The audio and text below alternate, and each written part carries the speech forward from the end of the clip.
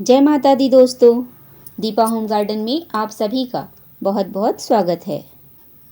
दोस्तों, बारिश हर जगह लगभग शुरू हो चुकी है और बारिश के साथ ही हमारे गार्डन में बहार आ गई है।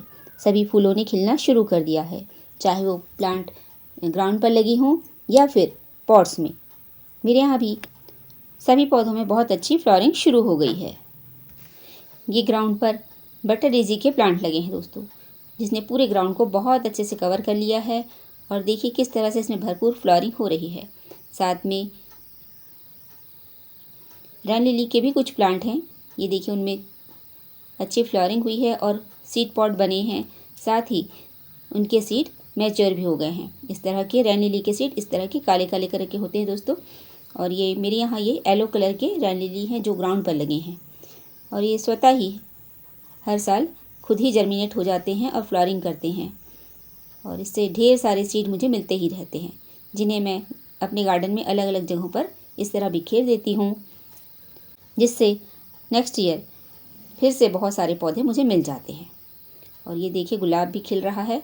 बारिश की पानी से सभी प्लांट फ्लावरिंग पर आ गए हैं, तो ये गुलाब भी खिलने लगा है। कुछ फ्लावर जो स्पेंड हो गए हैं उन्हें मैं हटा दे रही हूँ। तो गुलाब पर अभी या किसी भी प्लांट पर अभी आप कोई भी सूखे फूल न रहने दें, उन्हें हटा दें, प्रून कर दें। तो दोस्तों, आज मैं जिस फ्लावर प्लांट को आपसे शेयर कर रही हूँ वो है ये ऑरेंज टिकोमा का प्लांट। यह एक समर फ्लावरिंग प्लांट है दोस्तों। समर में इसकी फ्लावरिंग स्टार्ट हो जाती है और ये पूरे मानसून बहुत अच्छे से फ्लावरिंग करता रहता है। और इसके फ्लावर आपने मेरे वीडियो या शॉर्ट्स पर ज़रूर देखे होंगे। और ये प्लांट ग्राउंड पर लगा है। मेरे यहाँ ये प्लांट ग्राउंड पर लगा है और देखिए ये तो बहुत ही अच्छी तरह से एक ट्री का लुक ले चुका है, यानी इसकी ब्रांचेस बहुत ही मोटी हो गई हैं। मैं हर साल फ्लावर ख़त्म होने पर इसे प्रून कर देती हूँ, पूरी तरह से प्रून करती हूँ, और फिर अगले साल सीज़न आने पर यह प्लांट फिर से ग्रोथ लेता है और नई नई ब्रांचेस निकालता है और पूरी तरह से इस जाली को कवर कर लेता है दोस्तों। और हर नोट से इसमें इस तरह के फ्लावर के गुच्छे निकलते हैं और भरपूर फ्लावरिंग होती है। और ये फ्लावर तितलियों को, भंवरों को बहुत ही आकर्षित करता है, उन्हें हमारे गार्डन में खींच कर लाता है दोस्तों। यानी इस प्लांट से, इस फ्लावर से तितलियाँ और भंवरे सदा हमारे गार्डन में बने रहते हैं। तो दोस्तों, आज मैं टिकोमा प्लांट की केयर ही आपसे शेयर कर रही हूँ कि किस तरह हम इसे केयर करें जिससे इसमें इस तरह की अच्छी फ्लावरिंग आए। तो दोस्तों, क्या आपके यहाँ भी टिकोमा प्लांट है और उनमें पत्तियाँ ही आ रही हैं, फूल नहीं आ रहे हैं, और अभी बारिश के मौसम में भी पौधा कमज़ोर है? तो आज इस वीडियो को प्लीज़ आप पूरा अंत तक देखें। इस वीडियो में मैं इसकी कंप्लीट केयर बताऊंगी, जिससे ये प्लांट सालों साल हमारे गार्डन में बना रहेगा। साथ ही इससे हम एक प्लांट से बहुत सारे नए नए प्लांट बना सकते हैं। तो दोस्तों, चलिए चलते हैं आप वर्क पर और इसकी केयर टिप्स जानते हैं। और वीडियो को फुल वॉच करें दोस्तों, जिससे अंत में मैं आपसे शेयर करूंगी कि एक कटिंग से ही हम अनेक पौधे किस तरह से तैयार कर सकते हैं। तो जैसा कि आप देख रहे हैं, मेरा यह प्लांट ग्राउंड पर लगा है। इससे बहुत सारी ब्रांचेस निकल रही हैं और अभी मानसून में इसके हर नोड से रूट की ग्रोथ हो रही है दोस्तों। और इसने जाली के साथ साथ मेरे इस अमरूद के पेड़ को भी पूरी तरह से कवर कर लिया है। देखिए इसकी एक दो ब्रांचेस अमरूद के पेड़ से सटकर ऊपर चढ़ गई हैं और वहाँ उन्होंने पूरी तरह से ग्रोथ ले ली है और वहाँ पर भी वो बहुत अच्छे से फ्लावरिंग कर रहे हैं। और जब उनमें फ्लावरिंग होती है तो हमारा अमरूद का पेड़ भी बहुत सुंदर दिखाई देता है दोस्तों। और उसकी ब्यूटी आपने मेरे शॉर्ट्स पर ज़रूर देखी होगी। टिकोमा एक पेरेनियल प्लांट होता है और इस टिकोमा में कई वैरायटी आती हैं। कुछ प्लांट बुशी होते हैं और कुछ वाइन होते हैं दोस्तों। और ये टिकोमा की वाइन वाली वैरायटी है, जिसमें ये ऑरेंज कलर का है। और इस प्लांट में फ्लावरिंग अच्छी गुच्छों में होती है, यानी ब्रांच की नोड पर इस तरह के फ्लावर बन जाते हैं, बड आते हैं और उसके बाद उसमें अच्छे से गुच्छों में फ्लावरिंग होती है। तो दोस्तों, मैं आपको इसकी कटिंग दिखा रही हूँ, इसकी ब्रांचेस दिखा रही हूँ कि किस तरह देखिए इसके हर नोड पर रूट की ग्रोथ हो रही है। तो दोस्तों, टिकोमा प्लांट को बहुत अच्छी फ्लावरिंग के लिए, अच्छी ग्रोथ के लिए एक अच्छी मात्रा में धूप भी चाहिए होता है। यह एक फ्लावरिंग प्लांट है, साथ ही समर ग्रोइंग प्लांट है। तो इस प्लांट को कम से कम 6 से 8 घंटों की सीधी धूप चाहिए। और मैंने जहाँ इसे लगाया है वहाँ इसे अच्छी पूरे दिन की धूप मिलती है और ये धूप में बहुत ही अच्छी तरह से ग्रोथ भी करता है दोस्तों। इसे अच्छी धूप, सीधी धूप चाहिए। तो मेरा यह पौधा पूरे दिन धूप में ही रहता है। तो आप इस प्लांट को ऐसी जगह लगाएं जहां उसे अच्छी धूप मिले। छाया में यह प्लांट उतनी अच्छे से ग्रोथ नहीं करेगा और फ्लावरिंग भी इसमें नहीं होगी, केवल पत्तियों का ही विकास होगा, फूल कम आएंगे। तो आप टिकोमा को ऐसी जगह पर लगाएं जहाँ पर उसे अच्छी धूप मिले, भरपूर धूप मिले। और आज मैं इस पर काम करते करते कुछ ऐसी ब्रांचेस ही खोज रही हूँ जहाँ से कटिंग लेकर मैं कुछ नए प्लांट बना सकूँ, क्योंकि इसकी कटिंग मुझे अपने फ्रेंड्स में देनी है। तो देखिए कितनी अच्छे तरीके से इसकी ग्रोथ हो रही है। टिकोमा को ग्रोथ के लिए एक सही मिट्टी चाहिए दोस्तों, यानी इसे आप एक अच्छी वेल ड्रेन्ड सॉइल मिक्स में ग्रो करें। एक अच्छी सॉइल मिक्स के लिए हमें 40% गार्डन सॉइल लेना है, 30% कंपोस्ट लेना है, 20% सैंड लेना है तथा 10% कोकोपीट का यूज़ कर आप एक अच्छी सी सॉइल मिक्स इसके लिए तैयार करें। और ये प्लांट ग्राउंड पर ही बहुत अच्छी ग्रोथ करता है। तो देखिए दोस्तों, मेरा यह प्लांट तो ग्राउंड पर ही लगा है, जहाँ ये पूरी तरह से ग्राउंड पर सेट हो चुका है। यानी अब इस प्लांट की ग्रोथ इतनी अच्छी हो गई है कि बिना अधिक केयर के यह प्लांट भरपूर फ्लावरिंग मुझे देता ही रहता है। पर जब हम इसे पॉट्स में लगाते हैं तो थोड़ी सी वेल ड्रेन्ड सॉइल में लगाना ज़रूरी होता है, जिससे पानी बिल्कुल ना रुके और सॉइल भरपूरी हो, जिससे रूट की ग्रोथ अच्छी हो। और यहाँ पर दोस्तों मैं आपसे न्यू ग्रोथ शेयर कर रही हूँ कि फ्लावरिंग के बाद जब मैंने ब्रांच को प्रून किया है और नई ब्रांचें निकली हैं, तो वहाँ उन ब्रांचों में भी छोटे छोटे बड बन रहे हैं, यानी फ्लावरिंग बडिंग हो रही है, फूलों के गुच्छे बन रहे हैं। और इसमें यह प्रक्रिया लगातार चलती रहती है। कुछ फूल खिलते रहते हैं, कहीं पर बडिंग होती रहती है और कुछ फ्लावर एक्सपैंड भी होते रहते हैं।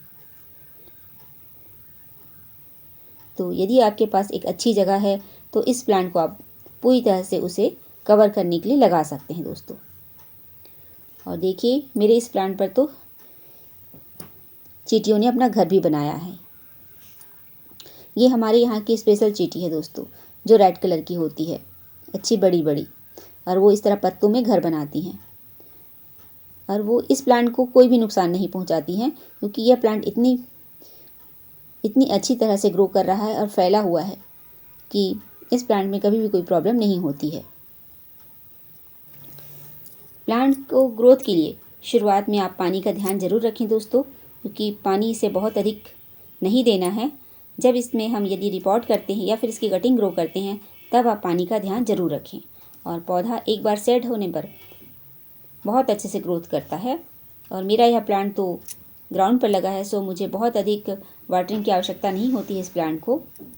समर में भी मैं इसे एक समय ही पानी देती थी और यह प्लांट बहुत अच्छी ग्रोथ कर रहा था। और अब तो मानसून में ये अपनी वृद्धि और भी अधिक कर रहा है दोस्तों। तो इस प्लांट को बहुत अधिक पानी की भी आवश्यकता नहीं होती है। जब इसमें फ्लावर आए तब आप इस बात का ध्यान रखें कि सॉइल सूखनी ना पाए, तो सॉइल हल्की सी मॉइस्ट होनी चाहिए। ग्राउंड पर यह प्लांट अभी मानसून में बहुत अच्छी ग्रोथ कर रहा है। पर यदि आपने इसे पॉट्स में लगाया है तो पॉट्स के ड्रेनेज होल को ज़रूर चेक करें, जिससे गमले में पानी जमा ना हो, क्योंकि जमे हुए पानी पर यह प्लांट बहुत जल्दी ही ख़राब हो सकता है दोस्तों। तो इसके प्लांट पर आप गमले पर पानी जमा ना होने दें। सूखी और पीली पत्तियों को समय समय पर हटाते रहें। साथ ही मंथ में एक बार साफ फंगीसाइड यूज़ करें। हम उसे पानी में घोलकर प्लांट को वाटरिंग कर सकते हैं या फिर आप उसका स्प्रे भी कर सकते हैं दोस्तों। दोनों ही इस प्लांट के लिए बहुत ही यूज़फुल होते हैं। और खाद की बात करें दोस्तों, तो हमने इसे अच्छे से एक कंपोस्ट वाली सॉइल मिक्स में ही रिपोर्ट किया है या ग्रो किया है। और मंथ में आप इसे अच्छी फ्लावरिंग के लिए, अच्छी ग्रोथ के लिए वर्मी कंपोस्ट दे सकते हैं। साथ ही बनाना पील का फर्टिलाइज़र और केले के छिलकों का फर्टिलाइज़र भी दे सकते हैं। अभी आप बारिश रुकने पर सीवीड का लिक्विड फर्टिलाइज़र भी मंथ में एक बार दे सकते हैं। आगे केयर करनी है दोस्तों कि आप समय समय पर इसकी प्रूनिंग करते रहें। जब भी इसके फ्लावर खिलकर मुरझा जाएं, ख़त्म हो जाएं, झड़ जाएं, तो आप उन ब्रांचेस को लाइट प्रून करें, अभी प्लांट को हमें हार्ड प्रून नहीं करना है, अभी इसका फ्लावरिंग सीजन है, तो टिकोमा को अभी हमें लाइट प्रून करना है। और ये मैं आपसे कुछ रेन लिली शेयर कर रही हूँ दोस्तों, क्योंकि इन पॉट्स में ये पिंक और येलो कलर के रेन लिली खिलने लगे हैं, तो उन्हें मैंने इस स्टैंड में लाकर लगा दिया था। और ये है एक नया फ्लावर बंच जो अब खिलने वाला है। तो फ्लावरिंग खत्म होने के बाद आप इसकी हल्की प्रूनिंग ज़रूर करें। साथ ही इस प्लांट में यदि कोई सूखी टहनियाँ हैं, पत्तियाँ हैं, तो उसे भी आप हटाते रहें। यानी यह प्लांट बहुत ही अधिक लंबा हो जाता है, तो उसे समय समय पर कुछ प्रून करना आवश्यक होता है। साथ ही अंदर बढ़ने वाली शाखाओं को भी आप लाइट प्रून करते रहें, जिससे इस प्लांट को अच्छी तरीके से हवा मिलती रहे, जिससे यह प्लांट ग्रोथ करता रहे और इसमें नए नए फूल आते रहें। दोस्तों अभी मानसून में आप इस प्लांट को नर्सरी से लाकर लगा सकते हैं यदि आपके यहाँ नहीं है। और यदि आप इसकी कटिंग कहीं से मिल जाए तो इसकी कटिंग भी आप अभी ईजिली ग्रो कर सकते हैं। और देखिए अब मैं आपसे शेयर कर रही हूँ कि इसकी कटिंग हम किस तरह से ग्रो करेंगे। तो जैसा कि आप देख रहे हैं, इस ब्रांच में अच्छी फ्लावरिंग हुई थी, जिसे मैंने स्पैंड होने के बाद कट कर दिया था इस ब्रांच को। और इसमें अब देखिए रूट की ग्रोथ शुरू हो गई है। तो आज मैं इसकी यही छोटी सी कटिंग लूँगी इस ब्रांच से और उसे हम ग्रो करेंगे। तो जिन ब्रांच में यदि रूट वाले हैं हमें मिल जाते हैं, तो उन्हीं ब्रांच को हमें लगाना है, क्योंकि वो बहुत ही जल्दी से ग्रोथ करेंगे।